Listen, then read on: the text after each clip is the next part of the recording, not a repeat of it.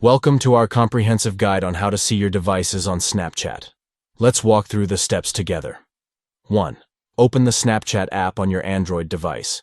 Begin by launching the Snapchat application on your Android device to access your account settings. 2. Tap your avatar or profile picture at the top left of the screen.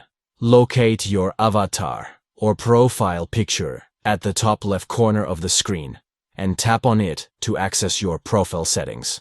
3. Tap the settings icon at the top right of the screen. Look for the settings icon situated at the top right of the screen and tap on it to enter the settings menu. 4. Scroll down and tap Saved Login Info. Within the settings menu, scroll down until you find the option for Saved Login Info. Tap on this option to view the devices associated with your Snapchat account. 5.